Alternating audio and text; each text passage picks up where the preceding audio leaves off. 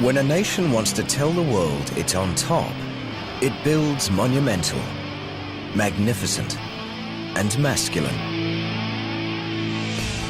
But in China, a new silhouette is rising over Guangzhou city. The Guangzhou TV Tower. It's nicknamed the supermodel. It looks more feminine. It reminds a little bit of a dress of a woman. The tallest TV tower on Earth with a super slim waist.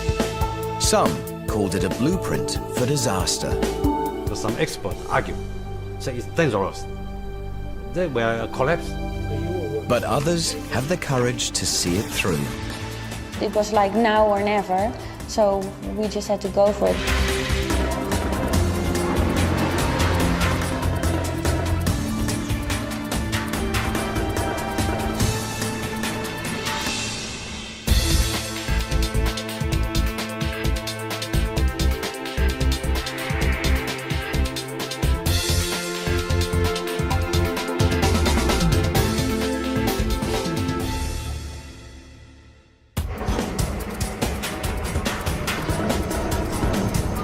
In construction-crazy China, thousands of welders go to work every day.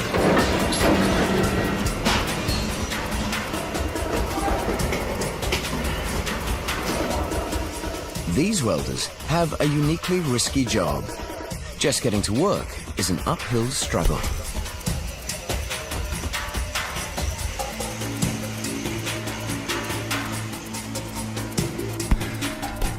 Their job site. A dizzying 450 meters above ground. That's when their real job begins. Welding on top of the world brings a whole new set of challenges that steel supervisor Mr. Wang Shuhua is only too familiar with. Among all the projects I've worked on, the tower's steel structure is the most complex and difficult. We need to protect the welding joints from wind and rain. What they're constructing is no ordinary building.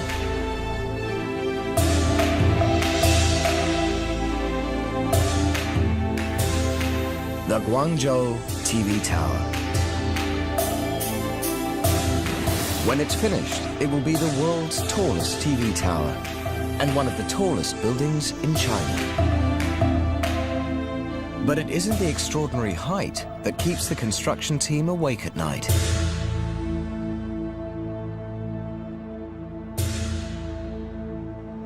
Its design is like no other.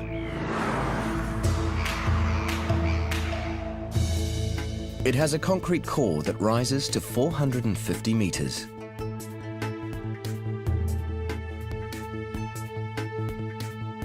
The core is enclosed by a giant steel lattice formed by 24 steel columns and 46 rings. The tower twists midway to form a waist, then widens in an oval at the top. The crowning glory is the TV tower's spectacular antenna, rising another 156 meters, taking the tower to 610 meters, the tallest of its kind on Earth.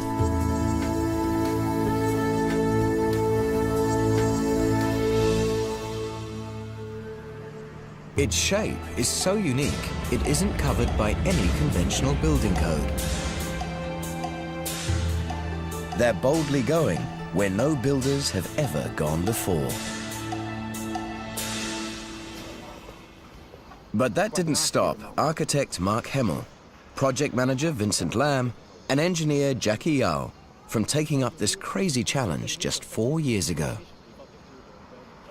I can still remember that sort of sketches that the architect handed to me.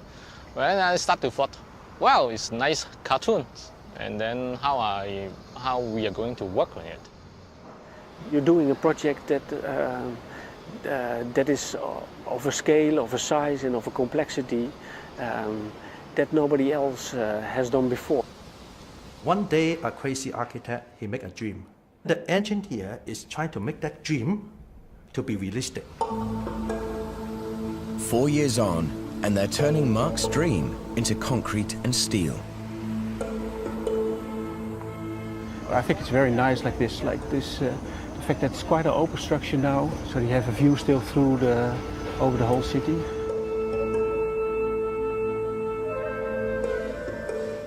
For the last 3 years, architect Mark Hemmel has commuted regularly between his home in Amsterdam and the construction site in Guangzhou.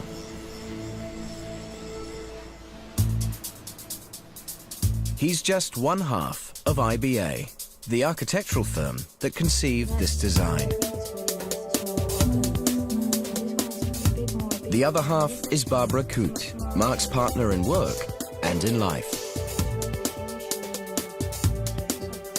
They'd only been in business for 5 years when they decided to take on the big boys, competing for the job of a lifetime by designing the tallest TV tower in the world. I first heard about the competition, and then I read and I heard that there was required a high tower in China, and my first thought was, well, that's quite big. And she said, well, what do you think? It's nothing, isn't it? Like it's too big, too difficult. And I thought, like, no, we should do it. The winning design would have to make a powerful statement to the world.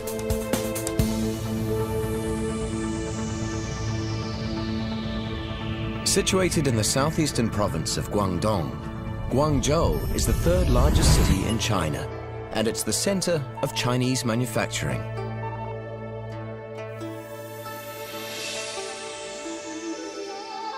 A 1,000 years ago, the port of Guangzhou sat on the trade route that linked East Asia with the Mediterranean. This was one of the first places in China where East met West.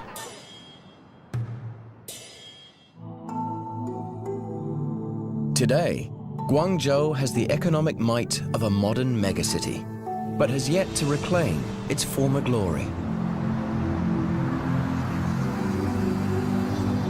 But that's about to change. 2004, the city wins the right to host the next Asian Games and takes on the mega challenge of a citywide makeover that must be completed before the Games begin in 2010. The jewel of that mega makeover will be an iconic high-rise, a 21st century communications beacon. The Guangzhou TV Tower.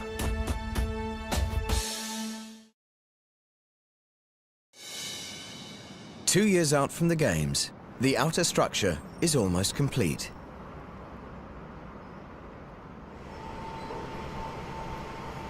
The steel lattice has reached the topmost ring. Only 3 more column sections need lifting into place.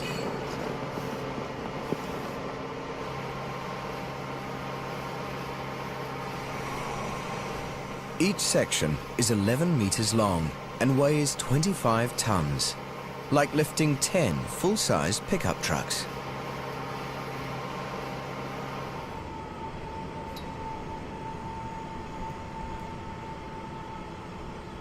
This is one of the last of the 1,104 column sections that make up the 24 giant columns.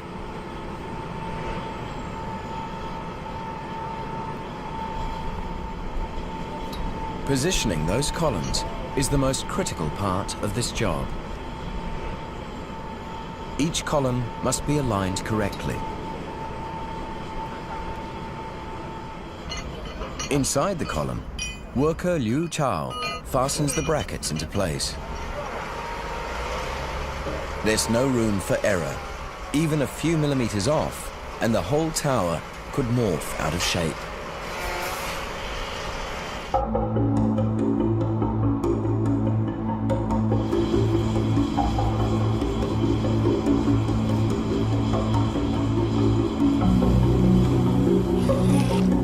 Below, a team of surveyors guides the workers to ensure the section is precisely positioned.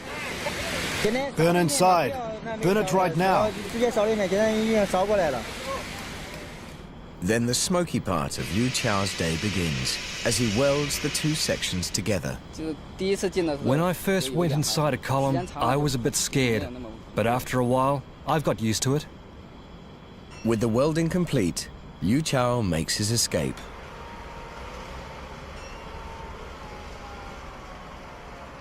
Ten floors below, workers are assembling the steel floor. Because of the twist in the middle of this tower, every floor has different dimensions, so every floor beam and floor plate has been custom made. They work so efficiently, they finish one floor every 5 days.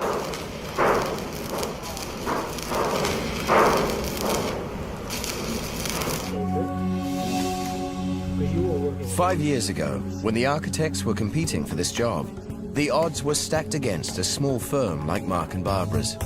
But that just drives them harder. They decide to give their design a twist. It's a very simple idea. You have the top and the bottom rotated. Therefore, you got the effect was that you get like a tightening waist. And we like the form so much because it kind of reminds a little bit of, of kind of it looks more feminine. It reminds a little bit of a dress of a woman. But their clever design poses huge technical challenges. To land the job, they need the prestige of a big engineering firm behind them.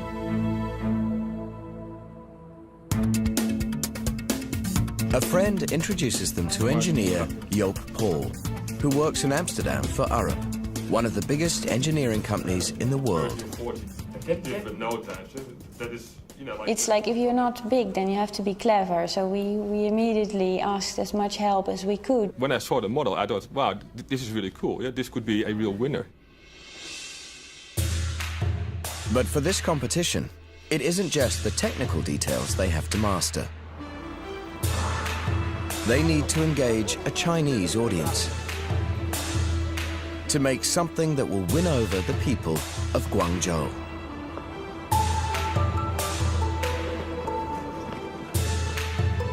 Mark hires Patty Liu as translator and cultural advisor.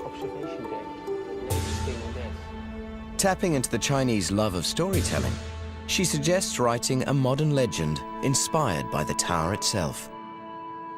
I suggested to Mark that I would write his beautiful architecture into the legend about a beautiful lady standing alongside the river, looking proudly and hopefully into the Pearl River and look far beyond the future of Guangzhou.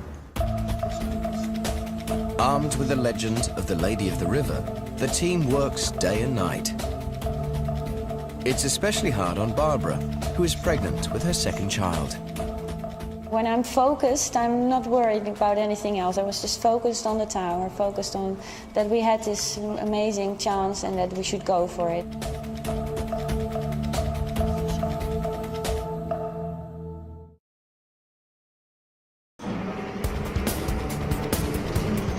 Ju Yuyong gets high every day he comes to work.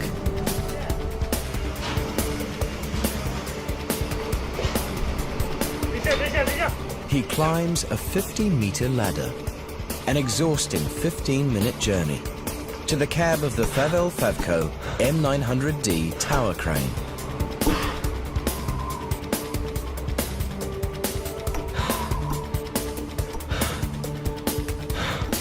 He's been at it for 2 years now, one of 8 drivers who took special training to drive the crane.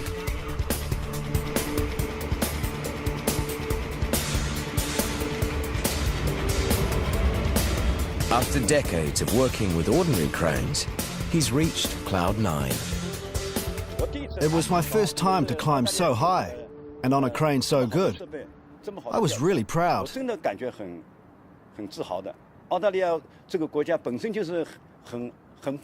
an Australian crane. And Australia is a great country, right? By the time the tower is completed, the cranes will have lifted 650,000 tons of steel, enough to make 65 Eiffel Towers.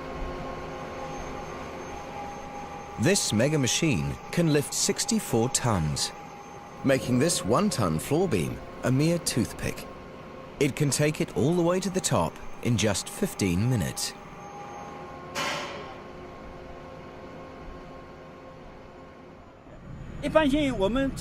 Normally before I go to work in the morning, I don't dare drink much. Why? I'm afraid I'll need to pee. Yuyong hasn't always been this high. This crane can grow along with the tower.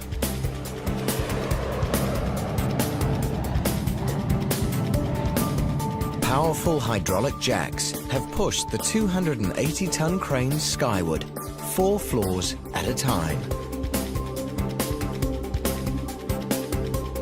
As the concrete core grows at the brisk rate of 1 floor every 5 days, the crane grows too, with new tower sections inserted as the construction moves ever higher.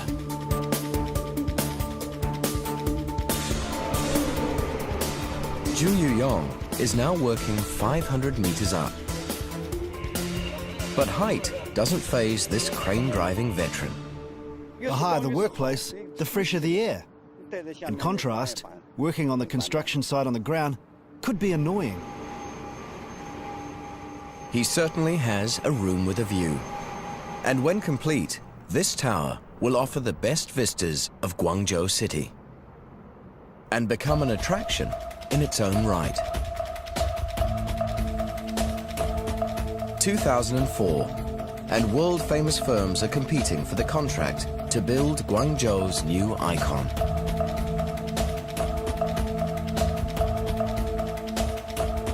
As the finalists are chosen, Mark and Barbara have even bigger things on their minds. The day that our second daughter was born, she was just there for a couple of hours, and Mark's telephone rang, and then we heard that we were one of the 3 that final schemes that were chosen, and that there was a lot more questions that the client had that we had to answer straight away. The timing couldn't be worse. A new baby in their arms and their dream project just out of reach. They have only 3 weeks to draft another round of plans and drawings, or lose everything they've strived for to the other finalists. Time isn't their only enemy. Mark and Barbara have sunk all their savings into winning this prize. For this young family, failure could spell ruin. We had to sort of use all our available funds, and at some point they ran out, so we had to knock on many doors for help. Job Paul, their engineering partner at Arup, recognizes just what a risk they're taking. They took a huge gamble. We normally enter, we win a lot, but we also lose. If you just have one bet and you place all your money on one bet, very risky. On floor 75, they're about to start laying more floor panels. But nature throws a wrench in the works.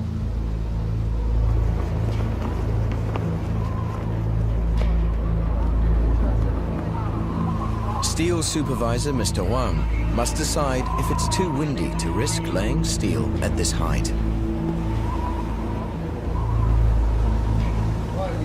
Is it safe? Do you have your safety staff coming? This hole is in the middle of the air. A small panel could easily be blown away by the wind. The wind might even drag the worker with it. It could be very dangerous. Wind is no stranger, but a familiar foe. Guangzhou lies squarely in the path of southern China's annual series of typhoons. Around 4 tropical storms sweep through here every year. In September 2008, Typhoon Hagupit hits the southern tip of Guangdong province. It drives 28,000 from their homes and destroys more than 18,000 houses. As the tail end of Hagupit blows through Guangzhou, engineers halt construction. If a superstorm ever hit the heart of Guangzhou city, how would this slender reed withstand such a force of nature? The engineers reach out to scientists.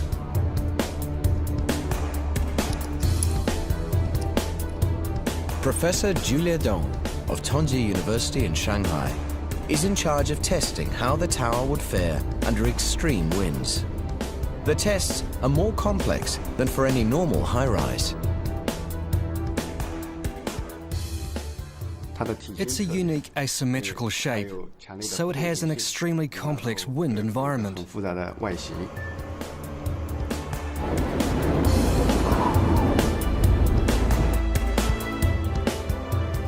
Using a perfect model of the tower, they test wind pressure at different heights and wind speeds up to 160 kilometers per hour, a scale 14 hurricane.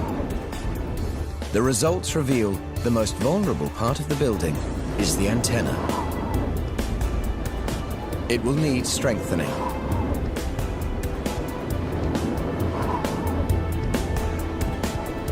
Their verdict?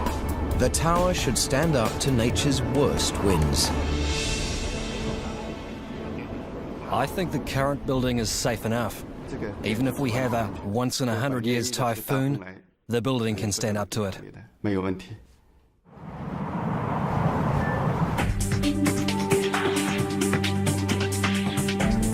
After biting their nails for 6 months, Mark and Barbara finally learn they've won the design for the Guangzhou TV tower.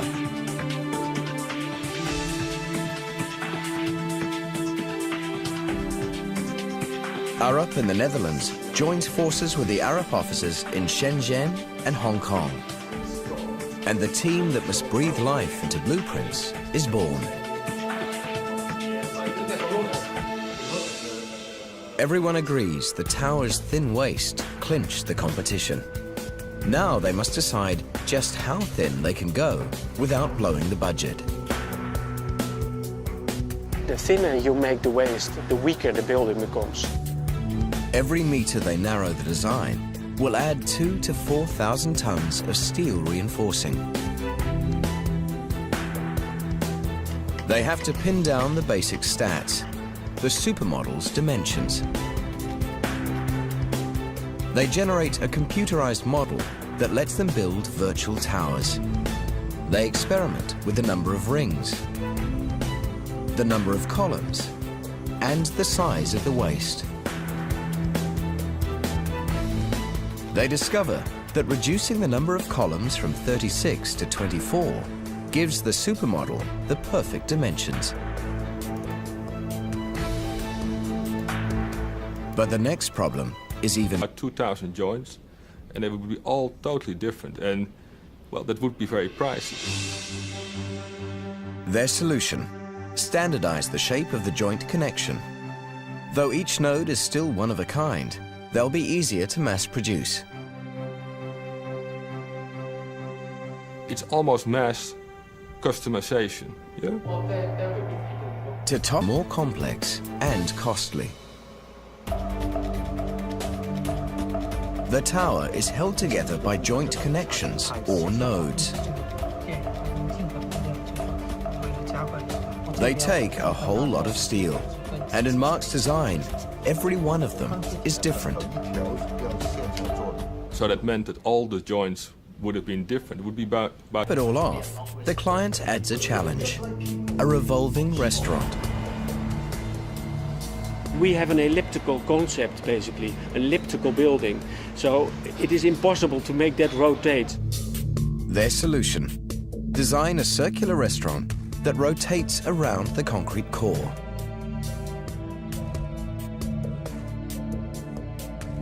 Then they must work out how to fit this circular element within the elliptical outer structure. It means that you do the same work over and over and over, and sometimes you have the feeling that there was no end to it.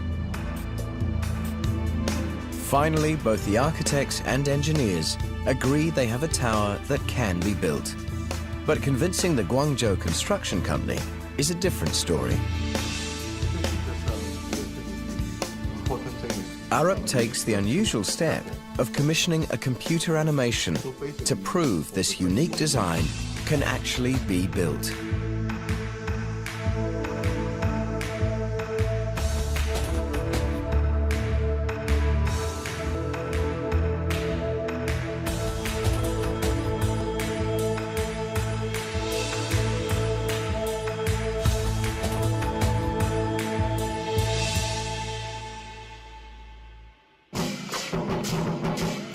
In 2005, the city of Guangzhou welcomes the designers of its towering icon.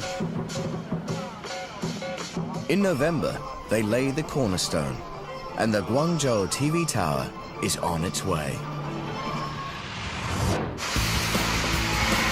3 factories begin the colossal task of outputting the steel.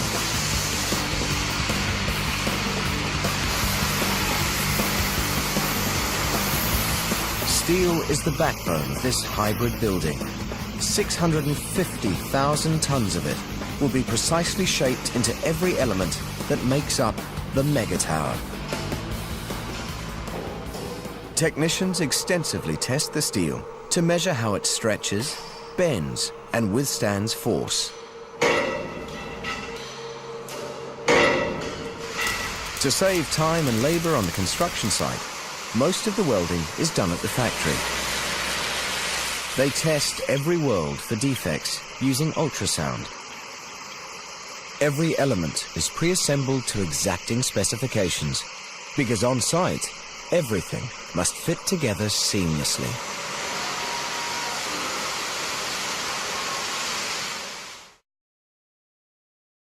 August 2006. As the manufacturing continues, the first column goes in. 2 years later, they're reaching the upper heights of construction.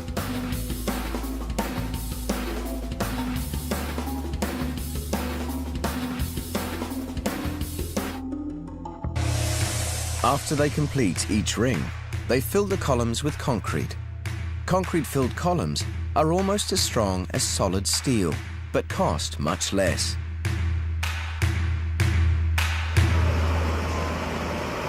Now the construction crew begins to concrete all of the tower's 88 floors. Concrete, one of the oldest construction materials and still one of the trickiest to handle. Incredibly heavy, and like a ticking time bomb, there's only so many hours before it sets.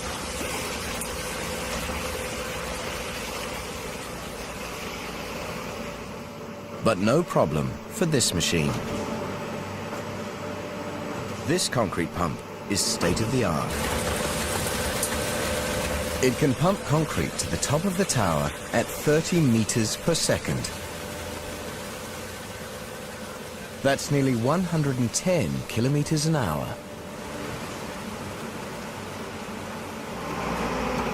The main pipe carries the concrete all the way to the top and has openings on every floor.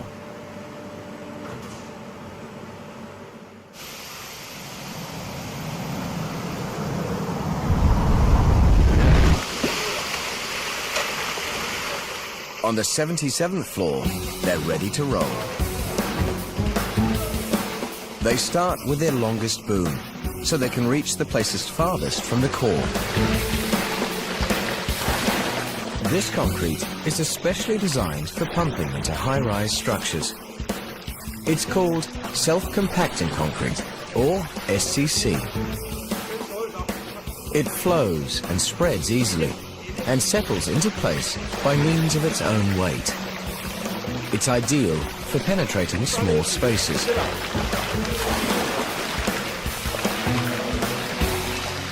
It also penetrates the workers' clothing. Concrete spreader Xi Bingfa knows the true meaning of concrete gumboots. These clothes can't be cleaned. I'll just rinse them a bit and then wear them again.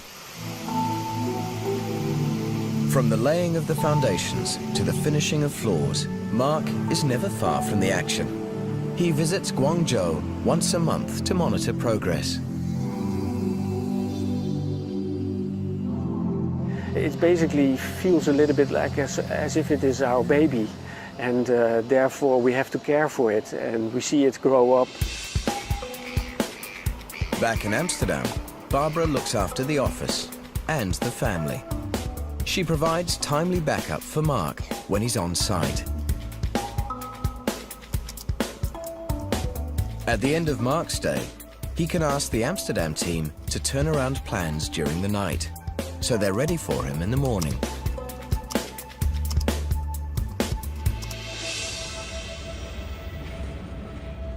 For Mark and Barbara, the space outdoors matters as much as the space indoors. The building is basically an outer structure in which 5 buildings have been hung. We're now standing on top of one of those buildings, and this is going to be a garden which doubles up as a refuge floor in case of emergency. From here also the skywalk will start. The skywalk is an outdoor spiral staircase that goes from 168 meters to 334 meters, allowing intrepid visitors to climb through the narrow waist of the building. The journey up through the tower is designed to be an experience in itself. We didn't want the tower to be something that you would see in 5 minutes and go to the top and you couldn't remember how you actually got there. So we wanted people to be able to take the time and see lots of aspects of it. The waist is the one area where the core and the lattice aren't connected to each other. So to give the tower extra stability, they've added web bracing every 40 meters. All are pin and expansion joints, which allow for movement in the steel caused by sunlight and wind.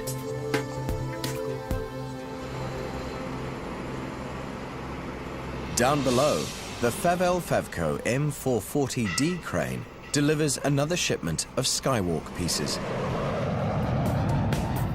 Then an even larger Favco takes over.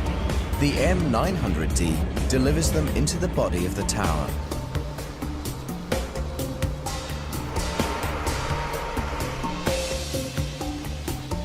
It's a long and precarious process as they hoist each piece of skywalk to the work platform.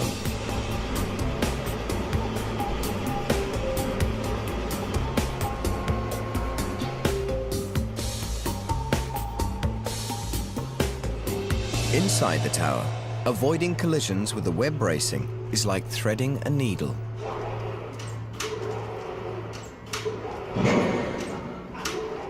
Above them on floor 80, Mark checks out the emerging skeleton of the revolving restaurant.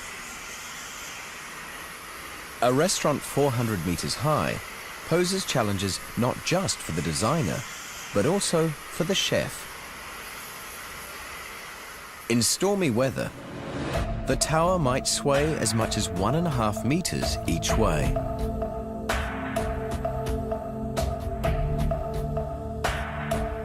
It means that you cannot design anything that would give people visual clues about that they're actually moving, because that is one of the reasons why people feel sick, because they see things kind of unusual that they're not used to. So for instance, you could not have any chandeliers in the restaurant because they would just sway above your table.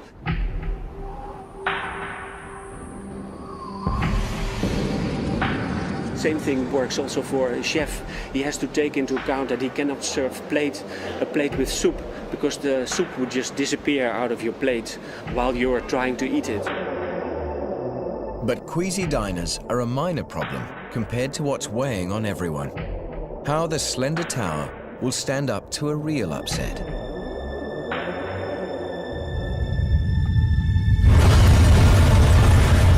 Memories of the 2008 Sichuan earthquake are still raw.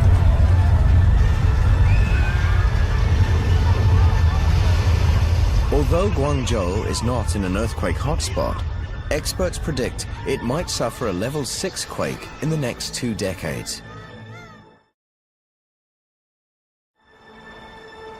At Guangzhou University, earthquake expert Zhou Fulin runs tests to ensure the supermodel will withstand nature's wrath.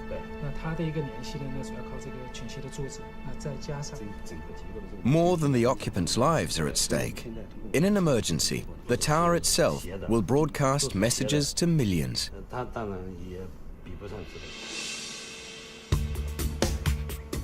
Working for almost 3 months, Zhou's team builds a scale model over 12 meters tall, 1/50th the size of the tower.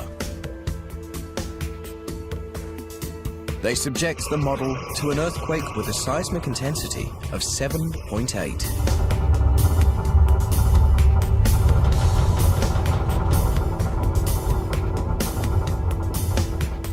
They find weaknesses in the antenna and the waist, but nothing that would jeopardize its structural integrity.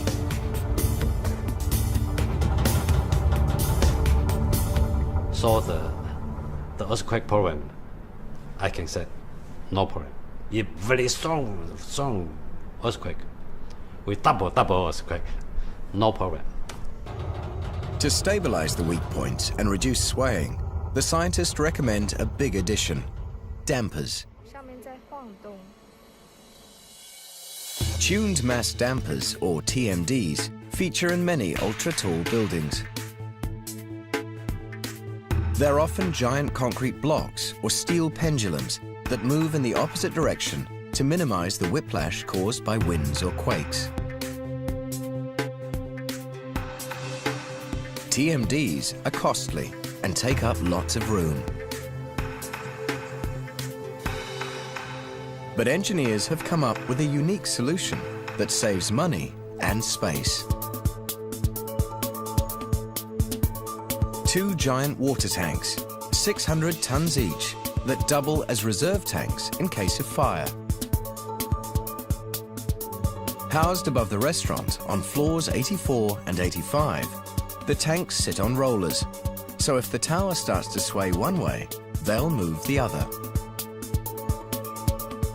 Above, in the antenna, are 2 smaller mass dampers, each with a 2-ton steel counterweight that also counteracts whiplash by swinging in the opposite direction. If the building move there, and this mass will again, so can reduce its vibration. Together, the dampers will reduce vibrations from wind or earthquake by up to 50%.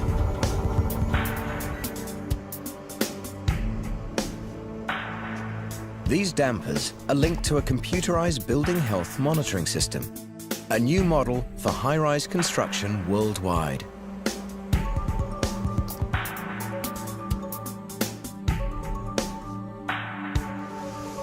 As construction proceeds, more than 600 sensors testing everything from vibration to temperature are embedded in the steel columns and the concrete core.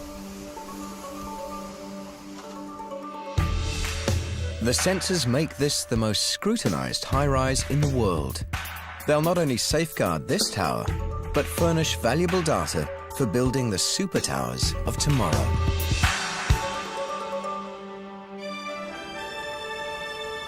Safeguarding the structure also means protecting the lattice against corrosion.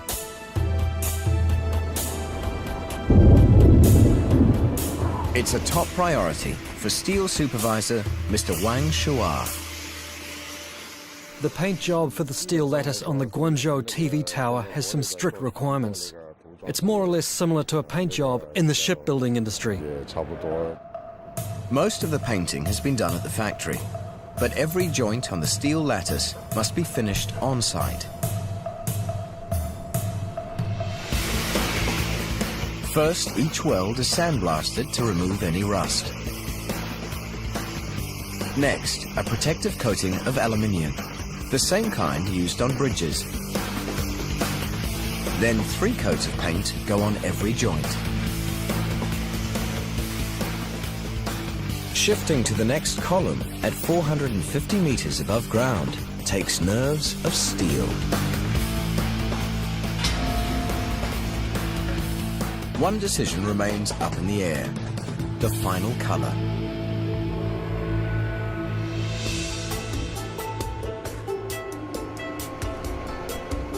By sunset, workers are installing one of the last sections of the topmost ring. The outer lattice that some said could not be built is almost complete.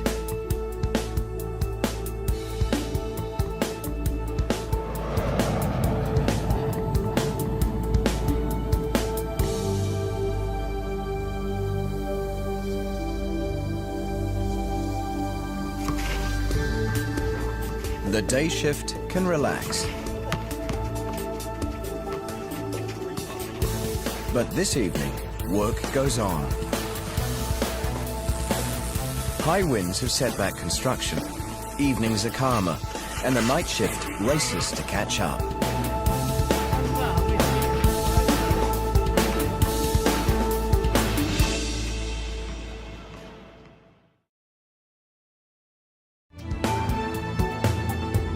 Designing windows for a building with a twist posed an unusual challenge. Because of the fact that the building is so curved, the upper line of the window line is different from the bottom one. So you could never fix it with straight rectangular windows. So basically the only way of doing it is using triangles, and they can kind of follow any form. Although no two pieces are exactly the same, every window is roughly 3 meters high and weighs nearly a ton. It takes 6 men to maneuver them into place.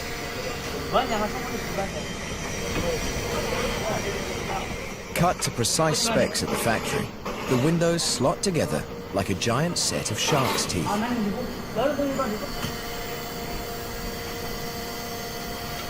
By the time the tower is complete, the window team will have done this job 5,000 times.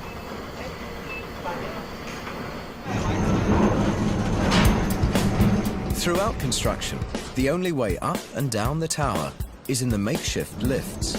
They move everything that can't be hoisted by crane. William Wong and his team from Arup, Hong Kong, have the challenge of designing the regular lifts for such a slender tower. There will be a lot of tourists coming to the tower, 10,000 a day maybe. So the lift vertical transportation requirement is very high. But at the same time, because the core is very thin, so we have to think about how to stick this so many lifts into such a thin core. The answer is double-decker lifts. They can carry twice as many people in the same floor area. When the tower opens in 2010, 2 double-decker high-speed lifts will whisk visitors straight to the top in just over a minute. A second set of double-deckers will provide a more leisurely journey. They'll give visitors a strong sense of the building's height and unique structure. And that is kind of what I found missing in some other buildings. Often they use the fastest lifts, while actually the slowest lift will give you much more of an intuitive feel of the height of the building. But the lifts are far more than simply passenger transportation. After the 911, people were concerned in case of accidents or fire, how are we going to evacuate people from such a different height levels back to the ground level? Research post 9/11 suggests using both the lifts and the stairs in an emergency can almost halve the time needed to evacuate a superstructure.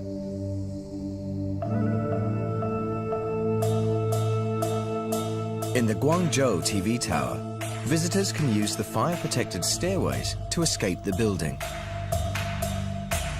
We decided to go for 2 hours, so the people have 2 hours being protected before the structure or the fire reach them in the staircases.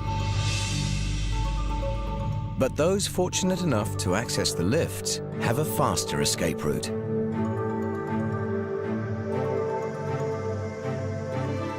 Computer simulations show the high-speed double-decker lifts can ferry 840 people from the top of the tower to the ground in just 1 hour.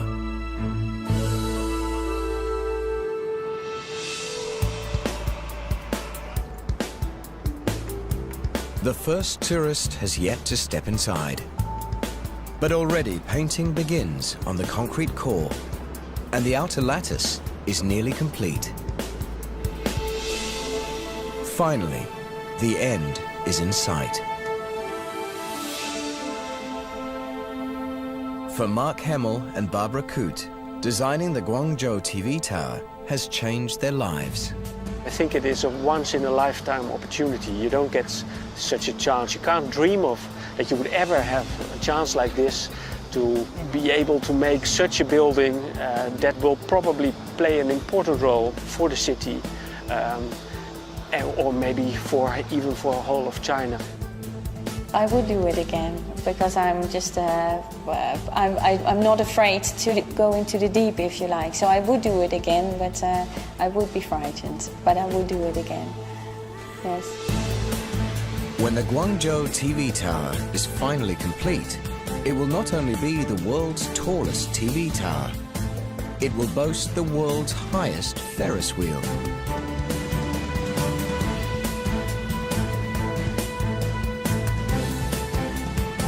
And when the Asian Games open in 2010, the supermodel will be the icon that puts Guangzhou City center stage.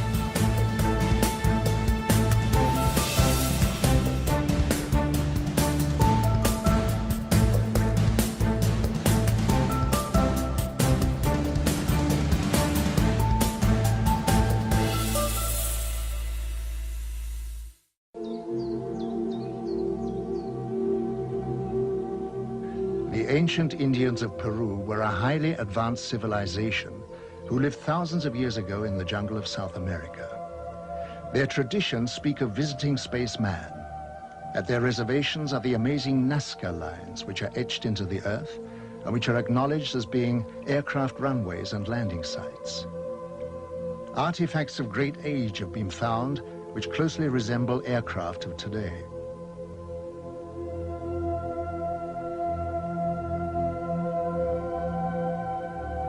The sensational crop formations of England have generated great interest, and the question has to be asked if there is any connection with the etching in Peru.